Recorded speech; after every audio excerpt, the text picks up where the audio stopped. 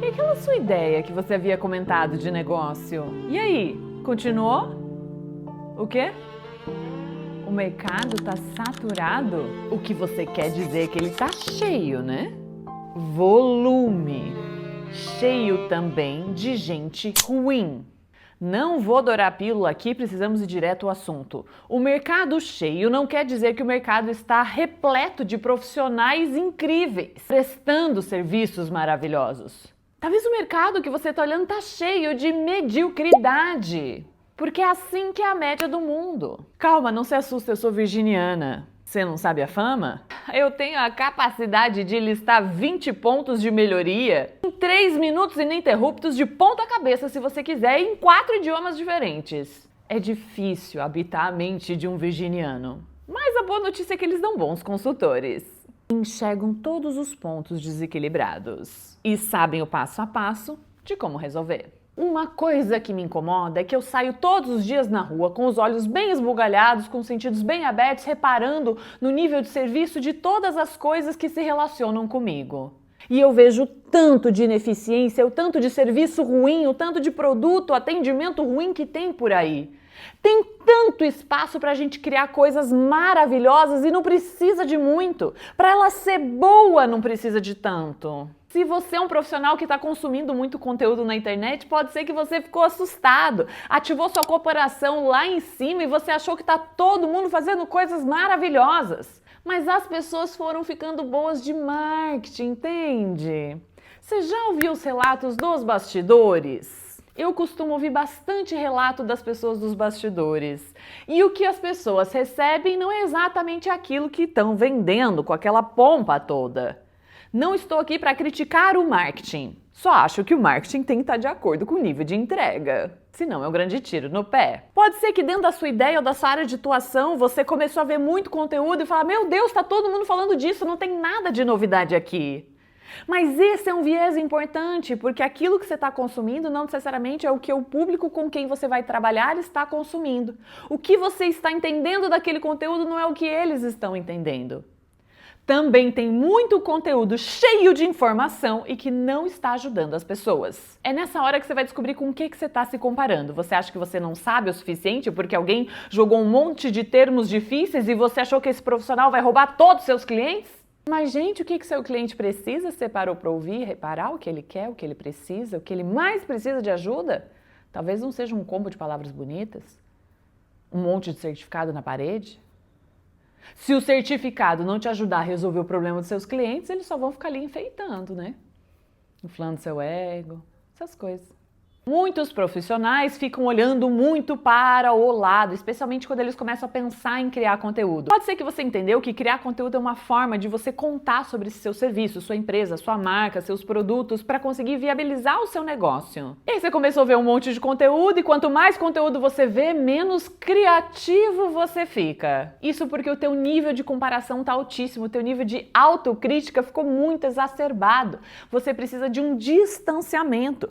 Para uns dias de consumir esses conteúdos, para um dia de ficar olhando para o lado para você ver o que acontece com a sua imaginação, com a sua capacidade de criar coisas diferentes.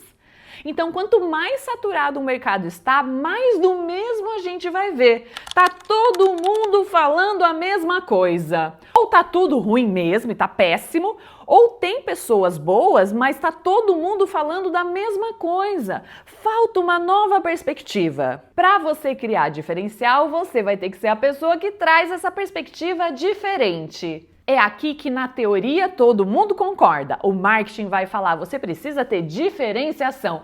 Todo mundo concorda, não há alguém que discorde. Mas por que é tão difícil incorporar? Por que é tão difícil viver o diferencial? Porque ele ameaça a gente em níveis muito emocionais, muito primitivos. Existe um conforto que não é exatamente confortável, mas existe um certo comodismo de ir junto com a manada, de falar o que está todo mundo falando. Quanto mais você surfar na onda do momento, mais familiaridade o público vai ter. Eles vão receber aquilo que você está trazendo, porque eles já ouviram 10 milhões de vezes. Agora, o que acontece quando você começa a trazer uma perspectiva muito diferente? Isso vai causar um estranhamento, isso vai causar uma coisa meio esquisita. Ué, o que você está falando? Nunca ouvi falar sobre isso. Quanto mais autoralidade você tiver dentro da sua natureza, mais você vai se deliciar com essas palavras. Você vai falar, você nunca ouviu falar disso? Vem cá que eu te mostro a boa nova. Mas mesmo você gostando de autoralidade, não quer dizer que você vai estar 100% confortável com ela, porque é ameaçador para o nosso sistema ter pessoas estranhando aquilo que a gente verbaliza, aquilo que a gente comunica e expressa. Mas você não vai causar diferenciação se você não quebrar um grande paradigma. Para isso, você vai ter que ser capaz de perceber o que é esse mais do mesmo. O que é esse mais do mesmo que está todo mundo fazendo?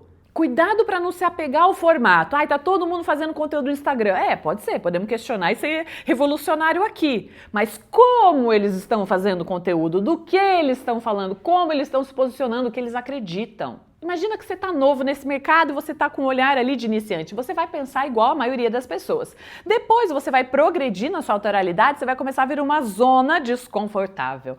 Essa zona é a zona onde você vai ser visto como uma pessoa esquisita, como uma pessoa excêntrica e não necessariamente de forma positiva. As pessoas vão estranhar e não vai gerar atração. Este é um momento crucial, porque você vai ter que ter coragem de sustentar a sua verdade, mesmo quando não tem pessoas concordando com você, mesmo quando não tem pessoas apoiando, mesmo quando não tem pessoas acreditando em você. Este momento que eu falo que é onde a gente precisa ser o nosso maior cheerleader, você precisa ser o seu líder de torcida, seu coach interno, como você quiser chamar.